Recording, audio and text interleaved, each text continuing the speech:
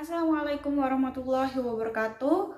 Kami dari kelompok 5, sebelumnya perkenalkan, saya Al-Azharin Royana dengan NIM 210, 210, 20, 50, 87 dan rekan saya Alvin Hidayah dengan NIM 210, 210, 20, 50, 85. Langsung saja kita ke pembahasan materinya. Assalamualaikum warahmatullahi wabarakatuh. Baik, di sini saya akan menjelaskan mengenai materi aspek perkembangan agama dan moral pada anak. Untuk yang pertama, yaitu pentingnya pengembangan nilai-nilai pada anak. Pengembangan nilai-nilai pada anak merupakan kemampuan anak untuk bersikap dan bertingkah laku. Pada dasarnya, agama mengajarkan nilai-nilai positif yang sangat bermanfaat dalam kehidupan bermasyarakat. Hal ini tentunya membuat pengembangan pembelajaran yang terkait dengan nilai-nilai agama dan moral sangatlah penting. Dalam perkembangan nilai-nilai pada anak, dapat dilakukan metode-metode sebagai berikut, yaitu yang pertama metode bercerita. Metode ini digunakan untuk menyampaikan nilai-nilai yang terkandung dalam masyarakat. Dalam bercerita, dapat ditanamkan cerita yang mengandung nilai agama, nilai sosial, nilai budaya, dan sebagainya. Untuk yang kedua, yaitu metode bernyanyi. Metode ini merupakan pendekatan pembelajaran yang nyata dapat membuat anak merasa senang dan bergembira. Dalam pengembangan ini, mereka dapat mengembangkan rasa melalui ungkapan kata dan nada. Untuk yang ketiga yaitu bersyair. Metode bersyair sama halnya dengan metode bernyanyi, yaitu metode bersyair ini dapat membuat anak merasa senang dan bergembira. Untuk yang keempat yaitu metode karya wisata. Metode ini perlu dihubungkan dengan tema yang sesuai pada perkembangan anak. Contohnya, mengetahui apa itu bintang, apa itu gunung, apa itu pedesaan, perkotaan, dan sebagainya. Untuk yang kelima, yaitu metode pembiasaan. Suatu moral dilakukan secara terbiasa atau membiasakan tingkah laku dalam proses pembelajaran sangatlah efisien dalam metode pengembangan anak ini. Yaitu contohnya saja membiasakan anak untuk berdoa sebelum dan sesudah makan, berdoa ketika akan dan keluar akan memasuki dan keluar kamar mandi, membiasakan baris terlebih dahulu sebelum memasuki kelas dan sebagainya. Untuk yang selanjutnya yaitu metode bermain. Dengan metode bermain ini ternyata banyak sekali nilai moral yang akan mereka dapatkan, yaitu bagaimana ia harus mengalah. Yang kedua, bagaimana mereka harus bekerja sama, bagaimana mereka harus tolong-menolong, mereka harus budaya antri dan menghormati sesama teman. Untuk yang selanjutnya yaitu dengan metode outbound. Bersatu dengan alam akan leluasa menikmati segalanya tentang alam, agar mereka tidak hanya memahami apa yang dibicarakan atau diceritakan oleh guru di dalam kelas, tapi mereka akan sinkron dengan apa yang mereka amati dan mereka perhatikan secara langsung. Untuk yang kedelapan, yaitu metode bermain peran. Mereka akan mengerti dan sadar untuk merasakan menjadi seseorang ketika mereka bermain sebuah peran. Untuk yang kesembilan yaitu metode diskusi. Metode ini merupakan atau mengajak mereka untuk mendiskusikan sebuah peristiwa, bagaimana hal itu dapat terjadi, mengapa kamu tidak suka dia atau mengapa kamu suka dia dan sebagainya. Untuk yang ke-10 atau terakhir yaitu metode keteladanan.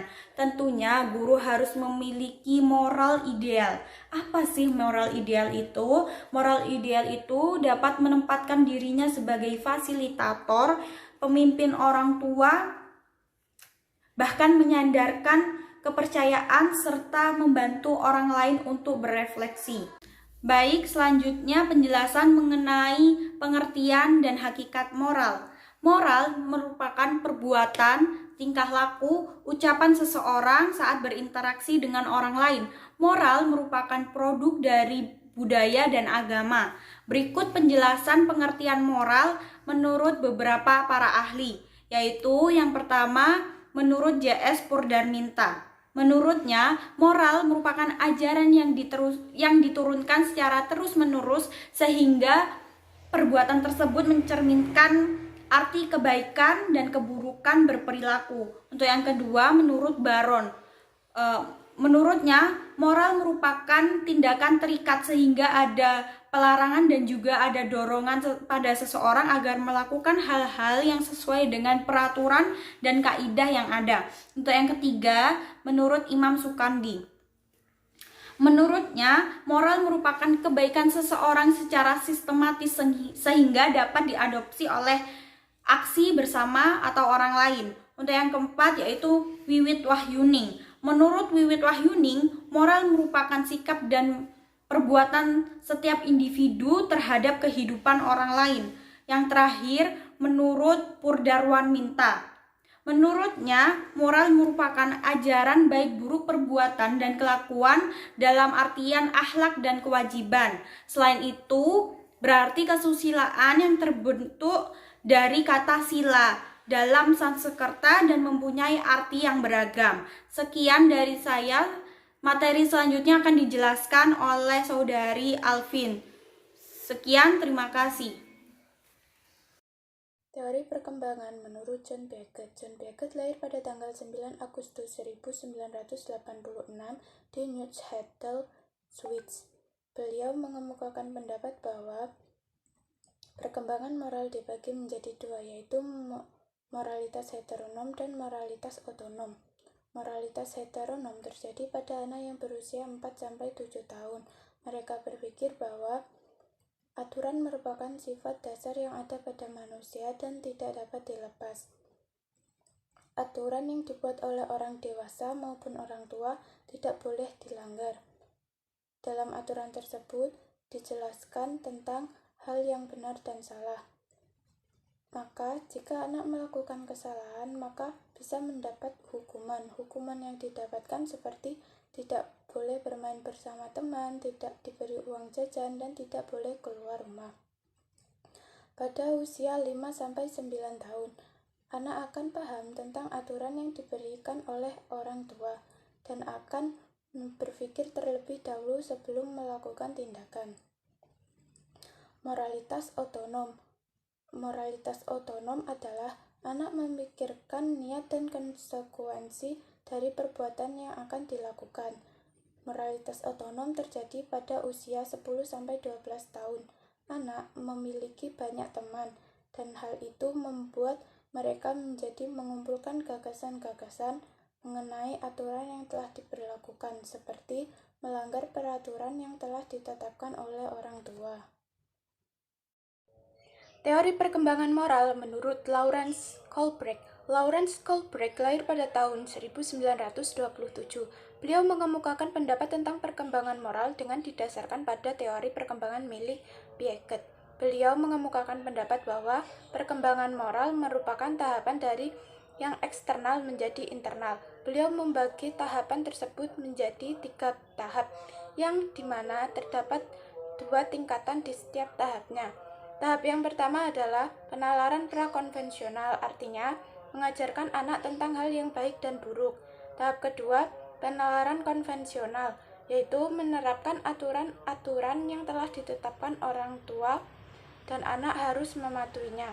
Tahap ketiga adalah penalaran pasca konvensional.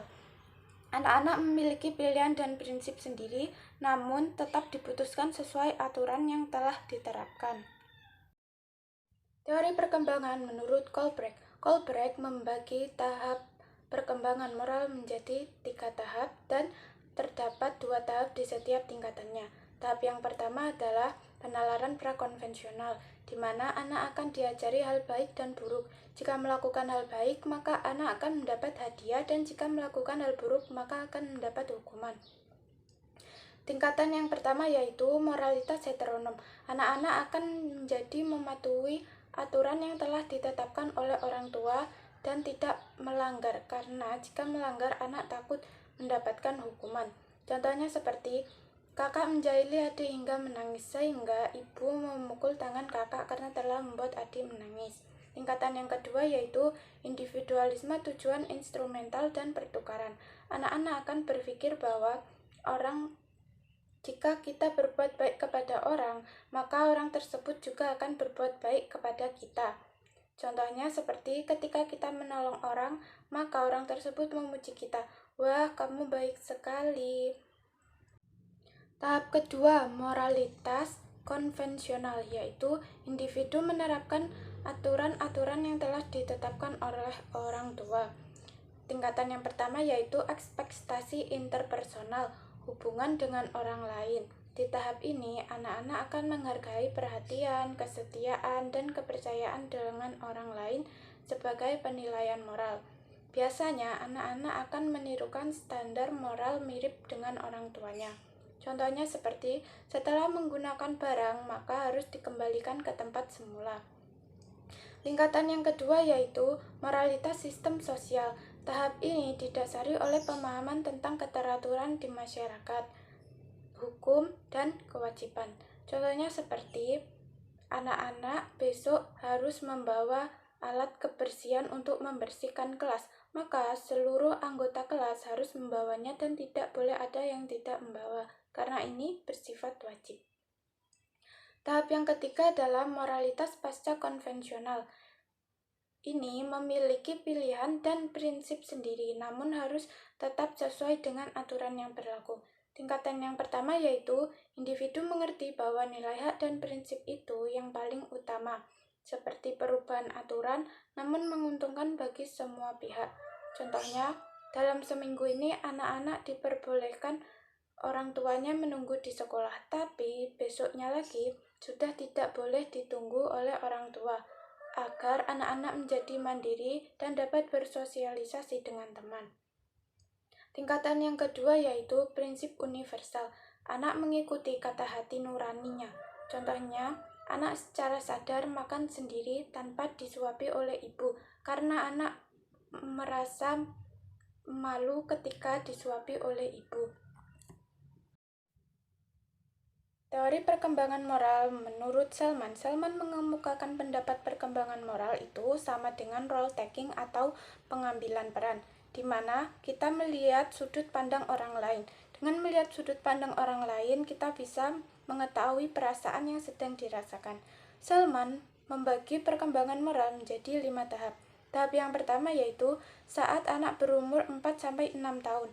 Mereka akan berpikir bahwa sudut pandangnya lah yang paling benar dan sudut pandang orang lain salah. Pada tahap kedua, saat anak berumur 6-8 tahun, mereka akan melihat orang lain dengan sudut pandang sesuai dengan niat dan perilaku.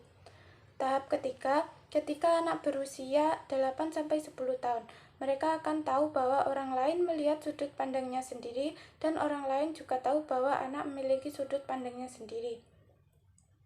Tahap keempat, ketika anak berumur 10-12 tahun, mereka mengamati beberapa sudut pandang yang berbeda. Tahap kelima, saat anak berumur di atas 12 tahun, mereka tahu dengan berkomunikasi dan mengambil peran dapat membuahkan hasil yang baik maupun kurang baik. Karena dalam menemukan hasil, mereka memakai sudut pandang banyak orang dan itu pasti berbeda-beda. Sekian penjelasan tentang aspek perkembangan agama dan moral. Kami minta maaf apabila terdapat kesalahan atau menyinggung perasaan pendengar. Wabillahi taufiq wal hidayah. Wassalamualaikum warahmatullahi wabarakatuh.